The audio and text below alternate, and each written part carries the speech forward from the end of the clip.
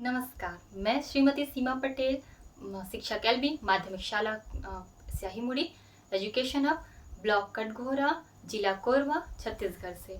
और आज मैं विज्ञान से कक्षा 7वीं के से मैं मेरा जो शीर्षक मैं आपको बताने जा रही हूँ वो है जल चक्र। जल चक्र के बारे में यहाँ पर बताना चाहती हूँ।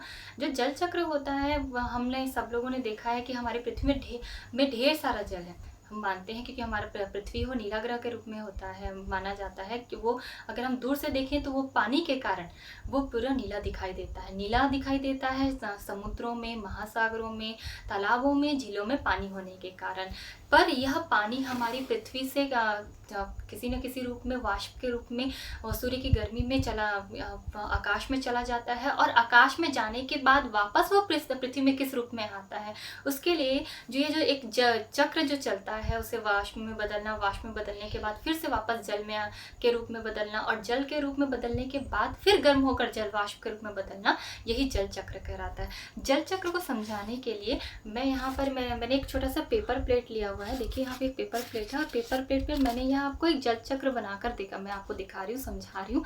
यह जल चक्र है को किस तरह से ये हमारी पृथ्वी पर पूरी तरह से जल चक्र होता है, किस तरह से ये पूरी प्रक्रिया होती है, इसको दिखाने के लिए मैं यहाँ पे छोटा सा जो ये टीएलएम है मेरा, जिसे आप घर में भी आप सारे बच्चे बना सकते हैं, उसको मैं यहाँ पर दिखा रही हूँ। इसके लिए मैं जल चक्र के लिए मैंने एक पेपर प्लेट लिया हुआ है, कुछ कलर्स लिए हुए हैं और कुछ रुइयाँ ली हुई हैं, और ये जो है हमारा जो हम लोग का पेपर नैपकिन है वो है, बस। इसके अलावा इसमें कोई चीज़ उपयोग नहीं की गई है। यहाँ पर रुई बादल के लिए है, और ये जो काले रंग के दिखाई दे रहे हैं ये पर्वत के लिए है। ये नीले रंग के जो हम लोग दिखाई दे रहे हैं ये आपका समुद्र या नदी तालाब को दिखाने के लिए उपयोग किया गया है। यहाँ पर हमारा सूर्य है। अब मैं आपको ये जल चक्र किस तरह से पूरी तरह जो प्रक्रिया है उसको आपको मैं बता देती हूँ। हमारा जो सूर्य होता है वो काफ़ी जो गर्म होता है, और उसकी किरणें जो होती है ढेर सारी उष्मा गर्मी उत्पन्न करती हैं। ये किरणें बहुत सारी उष्मा जब गर्मी करती हैं तो हमारे जो जितने भी जल स्रोत होते हैं वहाँ का पानी गर्म होता है, और गर्म होने के कारण वो जलवाष्प में बदल जाता है। जो जलवाष्प होती है वो काफ़ी हल्की होती हैं।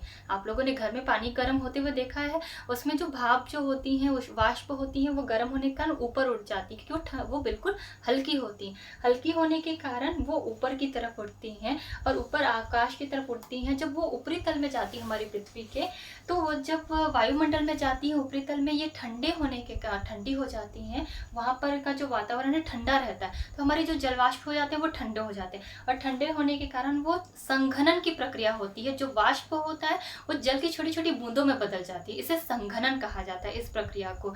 ये जो संघनन होने के बाद ये छोटी छोटी बूंदें हैं आपस में मिलती हैं, और मिलने के बाद बड़ी बूंदें बना लेती हैं, और वो बन जाते हैं हमारे बादल। बड़ी बूंदों होने के कारण वो बहुत ज़्यादा देर तक हमारे आकाश में वायुमंडल में नहीं रह पाती हैं, और ये बड़ी बूंदें हैं वो आपस में मिलते हुए भारी हो जाती हैं, और वो धीरे से हमारी पृथ्वी पर आ जाती हैं। जब वो आती हैं वह पानी के रूप में, ये हमारे विभिन्न जो हमारे जो हमारे जो पृथ्वी पर विभिन्न तरह के जैसे पहाड़ हैं या पठार हैं, इनसे होते हुए बहते हुए फिर से वो हमारे नदियों से बहते हुए फिर से हमारे समुद्र में पहुंच जाती हैं। और फिर से एक बार फिर हमारा जो सूर्य होता है वह पानी के इन स्रोतों को फिर से अपनी गर्मी से गर्म करता है, और गर्म करने पर फिर जलवाष्प बनते हैं। जलवाष्प फिर से संघनन के बाद बादल का निर्माण करते हैं, जहाँ बारिश होती है ठंडा होने के बाद, और फिर से ये पूरा चक्र बार बार होता रहता है। इस तरह से हमारी पृथ्वी से जल है वो जलवाष्प के रूप में, और संघनन होकर फिर से जल के रूप में बदलते रहते हैं। इस पूरी प्रक्रिया को हम जल चक्र के नाम से जानते हैं। मैं आशा करती हूँ कि आपको ये समझ में आ गया होगा। आपके लिए एक छोटा सा मैं और जल चक्र समझाने के लिए एक और छोटा सा टीएलएम दिखाना चाहती हूँ, छोटा सा, जो आप लोग अपने स्कूल में बना सकते हैं प्रोजेक्ट के रूप में। मैंने यहाँ देखिए, यहाँ पे मैंने छोटा सा पेपर से बनाया हुआ है। यहाँ पर ये पेपर है वो सूर्य का है, ये घर में भी कोई ज़्यादा चीज़ें हैं नहीं, तो ये चीज़ें मैंने यहाँ पे सूर्य के लिए लिया हुआ है, धागे से बांध दिया गया है।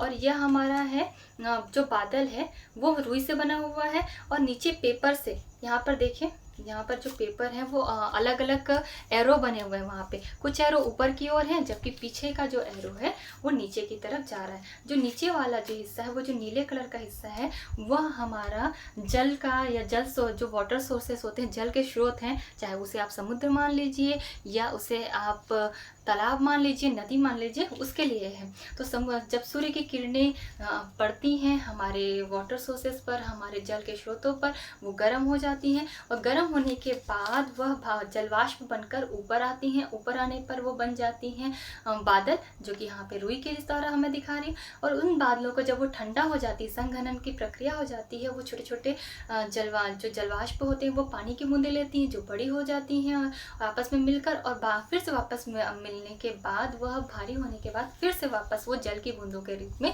नीचे हमारी पृथ्वी पर किसी भी पर आ जाती हैं और जल स्रोतों से मिल जाती हैं। इस तरह से इस TLM के द्वारा भी हम जल चक्र को अच्छी तरह से समझ सकते हैं और आप इसे अपने स्कूल में बना भी सकते हैं। धन्यवाद।